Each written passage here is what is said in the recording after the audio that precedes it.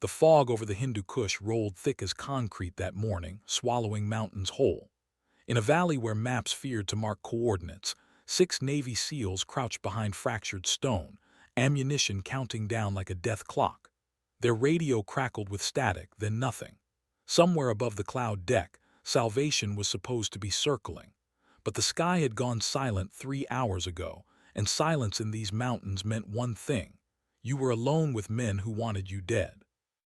The team leader, Lieutenant Marcus Webb, checked his magazine for the 4th time. 40 rounds left. Around him, his men breathed in controlled bursts, weapons trained on the tree line 200 meters out where shadows moved with purpose. They'd walked into an ambush 12 clicks from the extraction point, lost 2 men in the first 60 seconds, and now held a position that would be overrun by sundown. The air support they'd been promised had vanished like smoke. Webb keyed his radio again, knowing it was pointless, knowing the satellite link was either jammed or destroyed, knowing that hope was a luxury they'd burned through around hour 2. What he didn't know was that 40,000 feet above him, threading through weather that would ground any sane pilot, an A-10 Thunderbolt II was descending through cloud layers that radar painted red with turbulence. The aircraft's titanium bathtub cockpit reflected no light, swallowed by moisture that sheeted across the canopy in horizontal rivers. Inside, hands steady on the stick Major Lydia Phantom, Kovac flew on instruments and instinct, her eyes scanning gauges that told her she was violating every safety protocol written since the aircraft first flew in 1976. The 11-ton beast shuddered through wind shear that would have torn lesser planes apart, its twin General Electric turbofans screaming their defiance against physics and common sense. Kovac's face showed nothing. 38 years old, Bosnian accent softened by 15 years stateside, cheekbones sharp enough to cut glass and eyes the color of winter sky. She'd been flying search patterns for 90 minutes since losing radio contact with the ground team, burning fuel she couldn't spare, riding weather that meteorology had labeled unsurvivable. Back at Bagram, they'd already started the paperwork. Commander Hayes stood in the operations center staring at the screen where her transponder signal dipped and weaved through terrain that existed in 3 dimensions of impossible. Around him, junior officers whispered the kinds of things junior officers whisper when they think someone's about to become a statistic. Hayes said nothing, just watched the blip that represented $50 million of aircraft and 1 pilot who'd volunteered for a mission everyone else had called suicide. He remembered her eyes in the briefing room 2 hours ago, flat and certain, when she'd said 6 words that ended the debate. "They're Americans. I'm going in." Now those Americans huddled in a kill box, watching the fog, counting bullets, and wondering if anyone remembered they existed. The first mortar round hit 30 meters out, showering them with rock and shrapnel. Webb ducked instinctively, felt hot metal kiss his shoulder, knew the math had just gotten simpler. They had maybe 20 minutes before the enemy found their range, maybe 30 before they were overrun, maybe 0 before someone made a decision that would end with folded flags and dress blues. He keyed his radio one more time, speaking to the static, to the universe, to God or fate or whoever kept score in places like this. "Phantom, Phantom, this is Reaper 6. If you're out there, we are danger close and going dark. Grid November Echo 7245. Hostiles on 3 sides, heavy weapons inbound. This is our last." The static broke, not with words, with sound.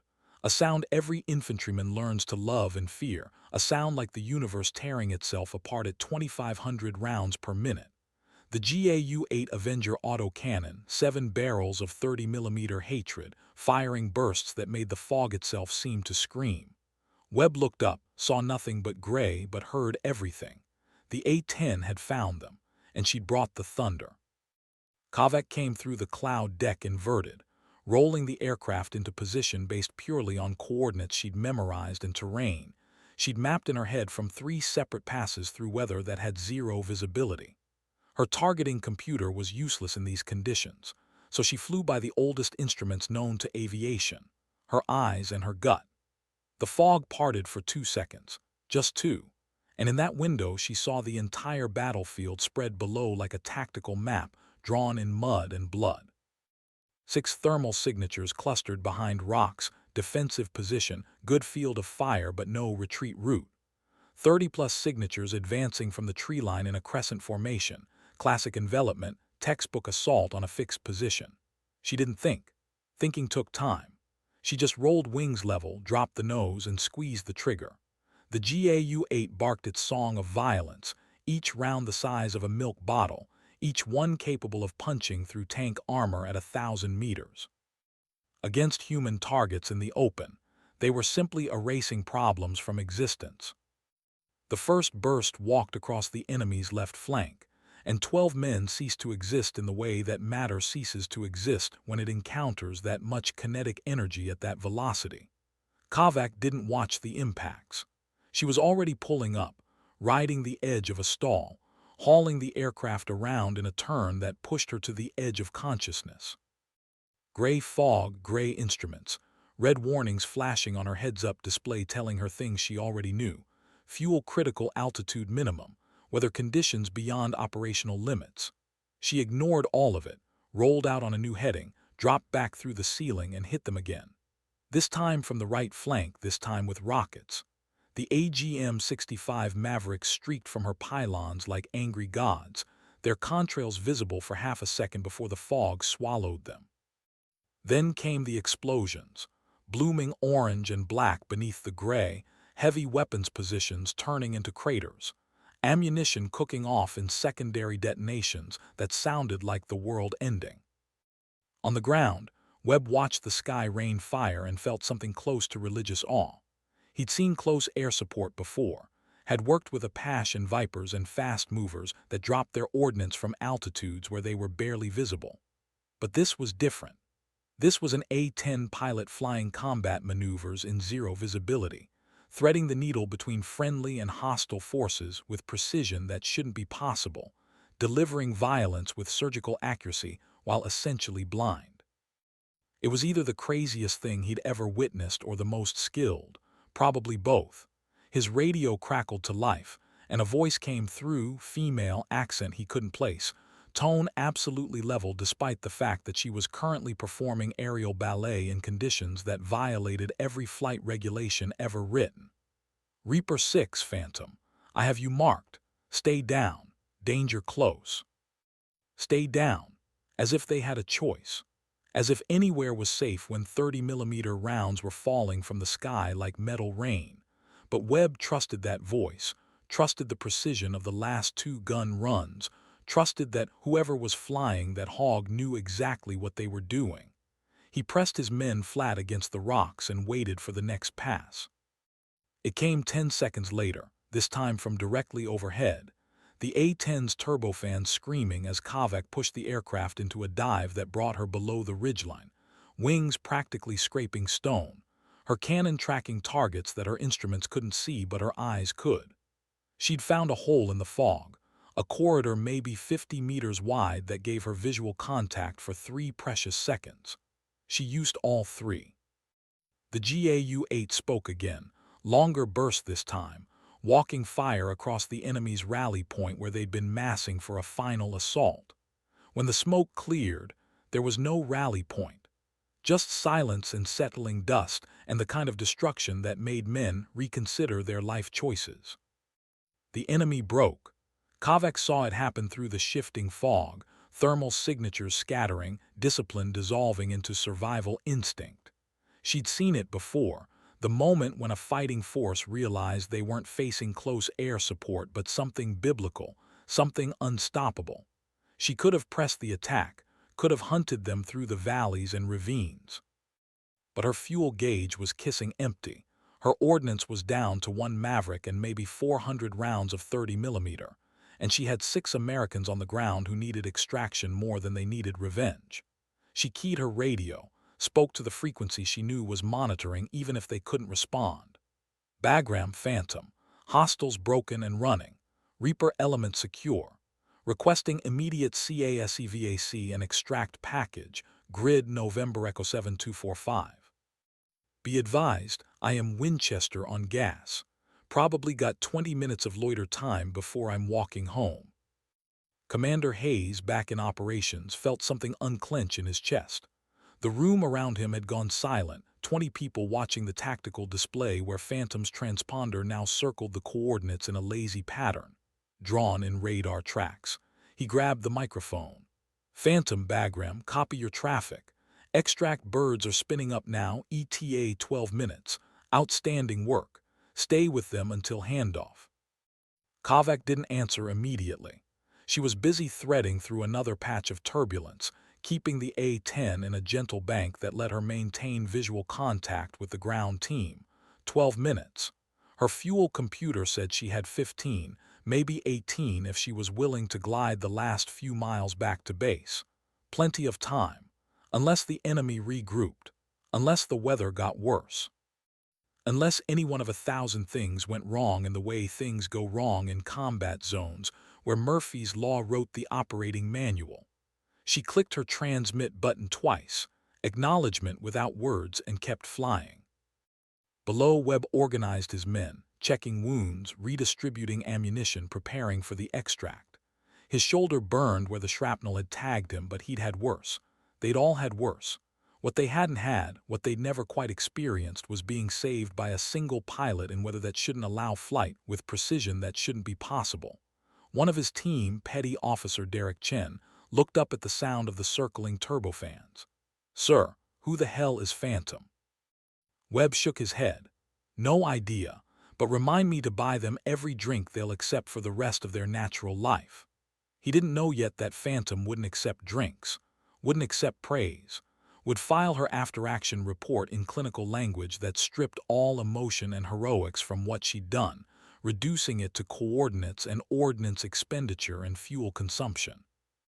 Would walk into the debriefing with the same flat expression she'd worn when she volunteered, listen to the congratulations with eyes that suggested she'd simply done her job, and then disappear into the ready room before anyone could make her uncomfortable with gratitude. Webb would learn all this later. For now, he just listened to the sound of those turbofans circling overhead, a mechanical guardian angel, and felt something he hadn't felt since the ambush started. Safe.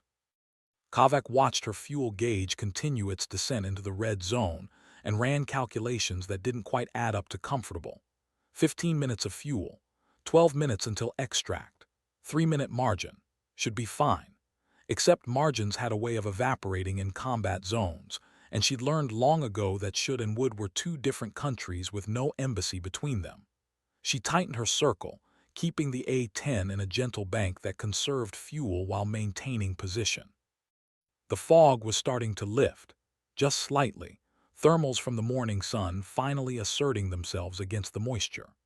She could see more of the valley now, could see the bodies scattered across the approaches to the SEAL's position, could see the small cluster of thermal signatures that represented 6 men who were alive, because she'd volunteered for a mission that every reasonable person had advised against. The radio crackled. "Phantom, Reaper 6. I don't know if anyone's told you this yet, but you fly like you're personally offended by gravity." Webb's voice carried something between awe and humor, the kind of tone men use when they're trying to process something too big to fit into normal categories of experience. Kovac felt the corner of her mouth twitch, not quite a smile, but close. "Reaper 6, Phantom. Gravity and I have an understanding. I ignore it, it ignores me. Extract birds are 8 minutes out. Sit tight." 8 minutes became 6, then 4. Kovac watched her fuel gauge drop below 10% and felt the first tickle of concern. The extract helicopters should be visible by now, should be showing up on her radar, should be making radio calls. But the frequency remained quiet except for static. She keyed the command channel. "Bagram, Phantom, requesting status on extract package." The delay before the response told her everything. "Phantom, Bagram, extract birds are encountering weather delays." New ETA, 16 minutes. 16 minutes. Kovac looked at her fuel gauge, did math that refused to cooperate with optimism, and made a decision that she'd probably have to defend in 3 different debriefings. "Bagram negative, I have fuel for 12 minutes maximum. These men do not wait 16. Tell the extract package to push through weather now or I'll carry them out myself." There was a pause. Then Commander Hayes' voice carefully controlled. "Phantom, say again your fuel state." 8% and falling. "Clock is ticking, Commander. Either those birds get here or I start making decisions that violate the Geneva Convention's guidelines on acceptable pilot behavior." Another pause. Then Hayes, speaking to someone off mic before coming back. "Phantom, extract package is pushing now. ETA revised to 10 minutes. Can you make it?" Kavak looked at her fuel gauge, looked at the 6 thermal signatures below, looked at the gray sky that she'd been fighting for the last 2 hours. "I'll make it, Phantom out." She wouldn't make it. Not if she maintained current loiter pattern. Not if she kept circling at combat altitude burning fuel to stay airborne.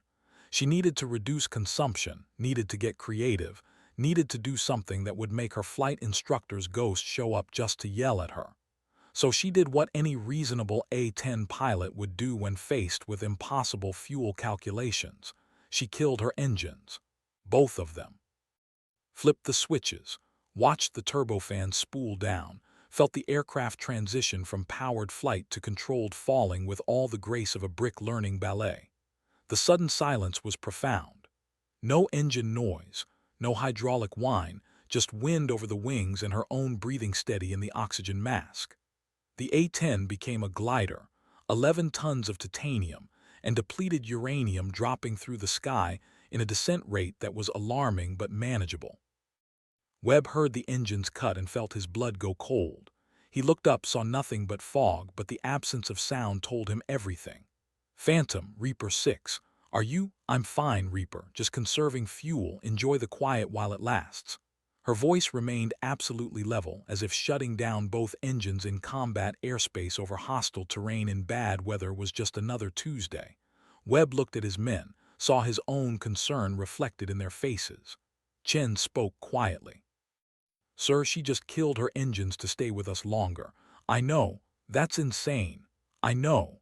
They watched the sky, listened to the silence, and waited.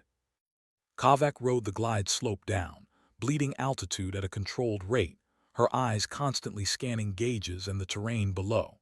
The A-10 was a forgiving aircraft in most respects, but unpowered flight in mountainous terrain added layers of complexity that manual didn't quite cover. She had maybe 8 minutes of glide time before she'd need to restart the engines, and the extract helicopters had 10 minutes ADA. The math was still wrong, but it was less wrong than before. She'd make it work. She always made it work. That's what phantoms did. They appeared when needed, did the impossible, then faded back into the fog like they'd never existed. Minutes crawled past. 5 minutes. 6. Kavak watched her altimeter count down, watched the valley floor rise up to meet her, calculated exactly when she'd need to restart the engines to avoid becoming a permanent part of the landscape. At 7 minutes, her radar picked up new contacts, low and fast, coming from the direction of Bagram. The extract package pushing through weather that had probably made them question their life choices. She keyed her radio. "Reaper 6, Phantom. Your ride's here. 2 Black Hawks inbound from the northwest. Prepare for immediate extract." Webb acknowledged, organized his men, prepared to move. The helicopters burst through the fog like dark angels, flaring hard to arrest their speed, side doors open and gunners scanning for threats. They landed in a storm of rotor wash and dust, and the SEALs moved with the efficient urgency of men who knew the clock was still ticking. Kavak restarted her engines at 8 minutes, felt the turbofan spool back up, felt power return to the aircraft systems. Her fuel gauge read 4%, maybe enough to get back to Bagram if she flew the perfect profile and got lucky with winds. The Black Hawks lifted off, loaded with their precious cargo, climbing into the fog with the kind of controlled aggression that spoke to excellent pilot skill. Webb's voice came over the radio one last time. "Phantom, Reaper 6, we're clear and climbing. I don't know how to thank you for what you just did." Kavak watched the helicopters disappear into the gray, felt the weight lift from her shoulders that she hadn't quite acknowledged was there. "Reaper 6, Phantom. Thank me by making it home safe. Phantom is RTB. Out." She turned the A-10 toward Bagram, nursing the fuel, flying the most efficient profile she could calculate, and tried not to think about how close the numbers were. The fog began to break as she descended into warmer air, visibility improving from impossible to merely terrible. She could see the base now, concrete runway stark against brown landscape, towers and hangars, and the organized chaos of a combat airfield going about its business. She called the tower, got clearance for immediate landing, priority fuel emergency. The tower controller's voice carried the kind of calm that came from training and experience, but she could hear the undercurrent of concern. Everyone who'd been listening to the frequencies knew what Phantom had been doing for the last 3 hours. Everyone knew she was coming back on fumes and prayer. The landing was smooth, almost gentle, Kavak greasing the A-10 onto the runway with the kind of precision that made it look easy. She taxied to the fuel pits, shut down the engines, and sat in the sudden silence of the cockpit while ground crew swarmed the aircraft. Her hands were steady on her lap. Her breathing was normal. Her heart rate was probably elevated but not dangerously. She'd done her job, brought everyone home, and now she needed to do the paperwork. She popped the canopy, accepted the crew chief's hand to climb down, and stood on the concrete feeling the heat of the day start to penetrate her flight suit. Commander Hayes was walking toward her across the ramp, and she knew what was coming. Knew she'd have to stand there and accept praise she didn't want for actions she considered baseline professional competency. Hayes stopped in front of her, looked at her face, saw nothing but professional composure and eyes that gave away absolutely nothing. Major Kavak, that was. He paused, searching for words adequate to the task. That was the most impressive piece of flying I've seen in 26 years of service. You saved 6 lives today. Probably saved a dozen more by breaking that assault before it could develop. And you did it in conditions that should have been impossible. Kavak nodded slightly, acknowledgement without enthusiasm. Thank you, sir. The A-10 performed well. Aircraft's going to need a thorough inspection after the stress loads from that weather, and I'd recommend checking the gun barrels for wear after sustained fire. Fuel system worked as designed. No mechanical issues to report. Hayes stared at her for a moment, trying to understand how someone could reduce what she'd just done to a mechanical status report. Then he decided understanding wasn't required. There's going to be a formal debriefing at 1400. Before that, I want you to know that I'm putting you in for a decoration. What you did today goes beyond the call of duty. Something flickered in Kavak's eyes, just for a moment, something that might have been discomfort or maybe old pain. Sir, I'd prefer if you didn't. I did my job, that's all. Those men needed help, I was in position to provide it, so I did. No decoration necessary. Major, 6 Navy SEALs are alive because you volunteered for a suicide mission and executed it flawlessly. That's not just doing your job. That's heroism. Kavak's face remained impassive, but her voice carried an edge. Heroism is for people who do things they're not trained to do. I'm trained to do exactly what I did today. Flying the A-10 in adverse conditions, providing close air support to ground forces, managing fuel and ordnance to complete the mission. That's literally my job description.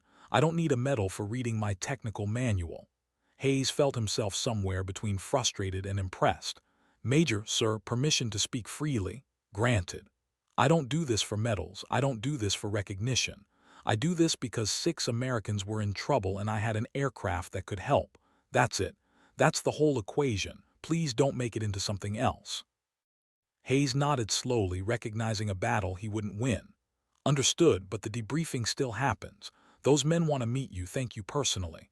You'll allow them that at least? Kavak looked away toward the flight line where her A-10 sat surrounded by ground crew, its titanium skin streaked with moisture and stress marks. If it's required, sir, but I'd really prefer to just file my report and move on to the next mission. It's required, Major. 1400. Don't be late. Hayes walked away, leaving Kavak standing alone on the ramp, wondering why people always wanted to complicate simple things with gratitude and emotion. She'd done what she was trained to do. The SEALs were alive. Mission accomplished. Everything else was just noise. The debriefing room at 1400 was crowded. Commander Hayes, 3 intelligence officers, the rescue helicopter pilots, and 6 Navy SEALs who looked like they'd been through several kinds of hell. Kavak walked in precisely on time, took a seat at the table, and waited for the formalities to begin. Lieutenant Webb stood up immediately, walked around the table, and extended his hand. "Major Kavak, Reaper 6, I wanted to thank you in person for what you did today. You saved our lives." She shook his hand, brief and professional. "You're welcome, Lieutenant. Glad I could help." Webb didn't let go. "You did more than help. You flew into conditions that grounded every other aircraft on this base. You provided close air support with precision I've never seen. And you stayed overhead on fumes to make sure we got out safely. That's not helping. That's going above and beyond in ways I'm still trying to process." Kavak gently extracted her hand. "Lieutenant, I appreciate the sentiment, but I was just doing my job. The A-10 is built for exactly these kinds of missions. Bad weather, danger, close support, extended loiter time. I used the aircraft the way it was designed to be used. Nothing more." Chen spoke up from where he sat. "Ma'am, with all respect, killing your engines to conserve fuel while staying overhead in a combat zone isn't in any manual I've read." Kavak looked at him, and for just a moment, something almost like amusement touched her eyes. "Petty officer, with all respect, you haven't read the right manuals. The A-10 can glide quite efficiently when needed. I simply applied that capability to the tactical situation." The intelligence officer, a captain whose name tag read MITCHELL, leaned forward. "Major, can you walk us through your decision-making process? From the point where you volunteered for the mission to the final extract. We're trying to understand how you maintained such precise fire control in zero visibility conditions." Kavak nodded, shifted into briefing mode, her voice taking on the clinical tone of an instructor running through a training scenario. Initial decision point was simple. 6 Americans in contact, whether grounding all other assets, mission time critical. The A-10's all-weather capability and redundant systems made it the logical choice. I launched, climbed to altitude, proceeded to last known coordinates. Upon arrival, found visibility 00 due to fog and cloud cover.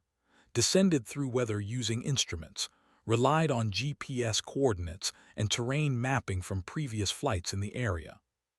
She paused, mentally reviewing the sequence. Made contact with ground team via radio, confirmed position, assessed tactical situation. Hostile forces in 3-sided envelopment, heavy weapons inbound, time to being overrun estimated at less than 30 minutes. Needed immediate intervention. Dropped through ceiling, acquired visual contact during brief break in fog, identified target concentrations, engaged with 30mm. Second pass focused on heavy weapons positions, utilized AGM-65 Mavericks. Third pass suppressed remaining hostile elements. Total ordnance expenditure, approximately 800 rounds 30mm, 2 Mavericks. Mission result, hostile force broken and dispersed, friendly casualties prevented, extraction executed successfully. Mitchell wrote notes, nodded. And the decision to shut down your engines. Fuel management. Calculations showed insufficient fuel to maintain powered loiter until extract package arrived. Shutting down engines and gliding reduced consumption, while maintaining position over friendly forces. Risk assessment determined that risk of unpowered flight in mountainous terrain was acceptable compared to risk of leaving ground team exposed. Webb listened to her reduce what he'd experienced as near-miraculous salvation into a series of tactical bullet points and felt something like wonder. This woman had saved his entire team, had flown through impossible conditions with impossible precision, and discussed it the way someone might discuss grocery shopping. He tried another angle. "Major, your call sign is Phantom. Is there a story there?" Kavak's expression didn't change, but something in her eyes went distant. "I was given the call sign during my first deployment. It refers to my tendency to complete missions that others consider impossible and then disappear before anyone can ask questions. The name stuck. Sounds like there's more to it than that." "Not really. Call signs are usually based on personality traits or memorable incidents. Mine reflects my preference for efficiency over recognition." Hayes, who'd been quiet until now, decided to provide context that Kavek clearly wouldn't. Gentlemen, what Major Kavek isn't telling you is that she's flown 73 combat missions over the last 8 years. She's provided close air support in weather conditions that grounded entire squadrons. She saved more infantry units than we have documentation for, mostly because she doesn't file the kind of after-action reports that lead to commendations.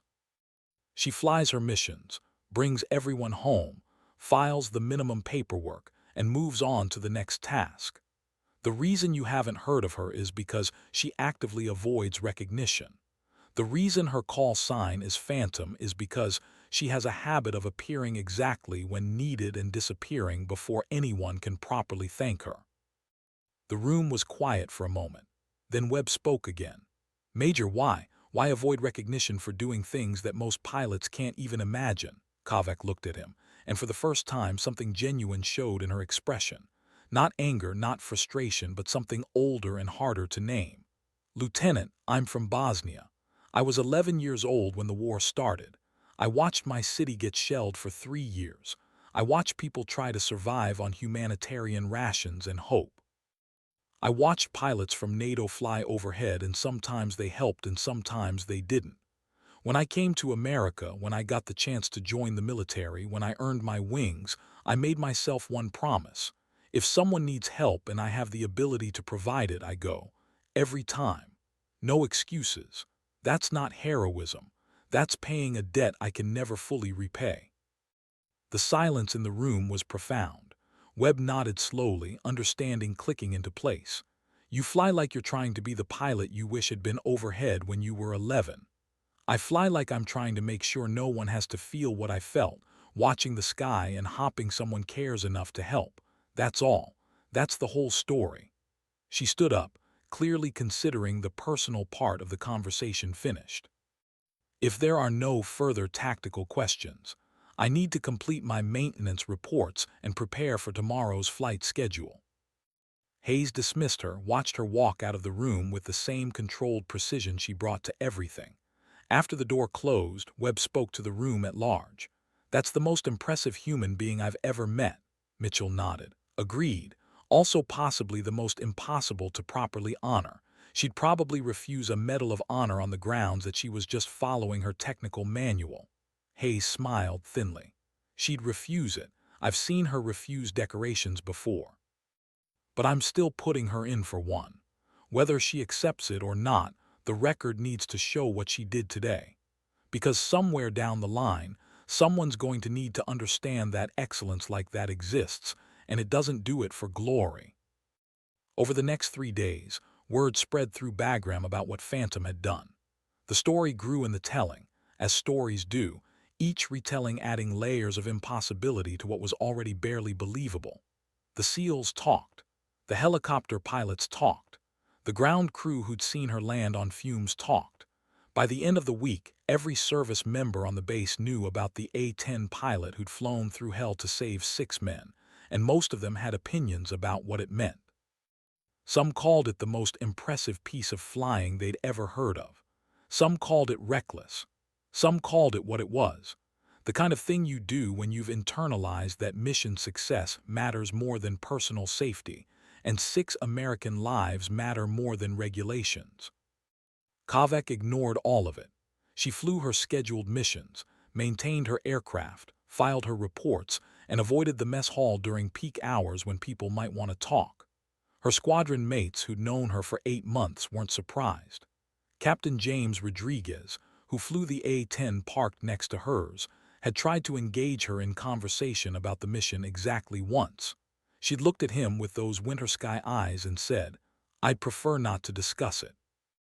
The after-action report contains all relevant information. Rodriguez had nodded, understanding that some people process things differently, and left her alone. But late at night, in the privacy of her quarters, Kavek sat with a photograph she kept in her footlocker. Black and white, creased and faded, showing a family standing in front of a building in Sarajevo before the war. Her parents, her older brother, herself at age 9, all smiling. Her brother had died in 1993, sniper fire while trying to get water from a relief station. Her father had survived the war, but died 2 years after it ended, heart attack that the doctors said was delayed shock. Her mother had made it to America with her, worked 3 jobs to put her through school, and lived just long enough to see her graduate from the Air Force Academy. The photograph was all Kavak had left of the family that war had taken piece by piece. She looked at it and thought about the SEALs she'd saved, thought about their families who'd get to see them come home, thought about the children who wouldn't grow up wondering why Daddy never came back from the war. She thought about 11-year-old Lydia in a basement in Sarajevo, listening to shells fall, looking up at the sky through a broken window and wondering if anyone in the world cared enough to help. She thought about the pilot she'd become, the aircraft she flew, the missions she completed. And she thought, as she did every night, that it still wasn't enough, would never be enough, but it was something. The decoration ceremony happened 3 weeks later. Commander Hayes had insisted, had overridden her objections, had made it clear that refusing would create more problems than accepting. So Kavak stood at attention in her dress blues, while a general whose name she forgot the moment he said it pinned a distinguished flying cross to her chest and read a citation that made her sound like someone she didn't recognize. The assembled personnel applauded. Photographers took pictures. Webb and his team stood in the front row, having been flown in specifically for the ceremony, and they applauded longer and louder than anyone else. Afterward, at the reception she'd been ordered to attend, Kavak stood in a corner with a glass of water and waited for an acceptable amount of time to pass before she could leave. Webb found her there, approached with the caution of someone who recognized they might not be welcome. "Major, congratulations." "Thank you, Lieutenant. How are you and your men recovering?" "We're good. Back to full duty as of last week. Chen sends his regards. He wanted to be here, but they've got him on training rotation." "I'm glad you all recovered well. That's what matters." Webb studied her face, trying to read past the professional mask. "The medal bothers you." It wasn't a question. Kavak sipped her water, considering whether to engage honestly or deflect. She chose honestly. "Medals imply that what I did was extraordinary. It wasn't. It was necessary. There's a difference. To you, maybe. To everyone else, what you did was both necessary and extraordinary. Can it be both? When you start thinking of necessary actions as extraordinary, you create a barrier where one shouldn't exist. Helping people shouldn't be considered above and beyond. It should be considered baseline, expected, required. That's a high standard. It's the only standard that matters. If we only help when it's easy, when it's safe, when it's convenient, then we're not really helping. We're just performing when the conditions allow performance." Webb nodded slowly. "You know, my team talks about you, not just about the mission, but about what you said in the debriefing, about paying a debt, about being the pilot you wished had been overhead. That stuck with us. I didn't say it to be memorable. I said it because it's true." "I know, that's why it stuck." They stood in silence for a moment, two professionals who'd shared a moment of absolute crisis and come through the other side. Then Webb spoke again. "My daughter is 7 years old. When I got home, first thing she asked was why I was late for her birthday. Second thing was if I'd been in danger. I told her I had been, but someone very brave had helped me come home safe. She asked what their name was. I told her Phantom. She asked if Phantom was a superhero. I said yes." Kavak's expression flickered, something almost like pain crossing her face. "Lieutenant, I'm not. I know you're not. You're a pilot, you're a professional, you're someone who does her job with excellence. But to my daughter, and honestly to me, you're also the reason I'm alive. You're the reason I got to come home. You can be uncomfortable with that. You can refuse every medal they try to give you. You can avoid recognition all you want. But you can't stop people from being grateful." He pulled something from his pocket, a small piece of paper folded carefully. "She made you this, asked me to give it to you. It's a drawing." Kavak took it, unfolded it, and saw a child's crayon rendering of an airplane with wings and what looked like a person in the cockpit. Above it, in careful letters that showed adult help with spelling, it said, "Thank you, Phantom, for bringing my daddy home." Kavak stared at it for a long moment, and Webb saw something he hadn't seen before. Her composure cracked, just slightly, just enough to show the human underneath the professional armor. Tell her I said she's welcome, and tell her that her daddy is very brave too. He protected his team even when things were difficult. That's what heroes do. She folded the drawing carefully, slipped it into her pocket. Webb nodded, understanding he'd been given something important even if he wasn't sure exactly what. I will. And Major Phantom, thank you for everything, for going when no one else would, for staying when you should have left, for bringing us home. Just thank you. Kavek looked at him, and for just a moment her eyes weren't winter sky. They were something warmer, something almost human. You're welcome, Lieutenant. Take care of your team. Take care of your daughter. Live well. That's all the thanks I need. Webb nodded, shook her hand one final time, and walked away to rejoin his team. Kavek waited exactly 10 more minutes, the socially acceptable minimum, then left the reception and walked back to her quarters through the Afghan night. Above her, stars burned cold and distant, and somewhere in the darkness, aircraft flew their missions, and people who needed help waited for someone to care enough to come.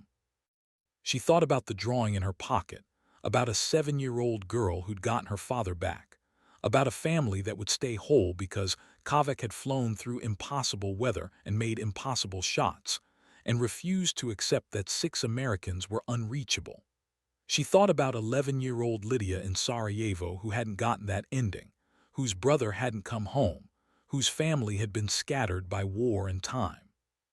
She thought about the debt that could never be repaid, and the small installments she made every time she strapped into that cockpit. In the dark of her quarters, Kavek pulled out her footlocker, added the child's drawing to the small collection of things she kept. The photograph from Sarajevo, a letter from her mother written 2 days before she died, a set of wings her brother had carved from wood when she was 8. These were her reasons. This was why she flew. Not for medals, not for recognition, not even for country, though she loved her adopted home with fierce gratitude. She flew for the children who shouldn't have to lose parents, for the families that shouldn't be broken, for the 11-year-old in every war zone who looked at the sky and hoped someone cared. The next morning she was back in the cockpit at 0530, running pre-flight checks, preparing for another mission. The A-10 sat on the ramp, scarred and ugly and perfect, its GAU-8 cannon pointed forward like a promise. Somewhere in the mountains, someone would need help today.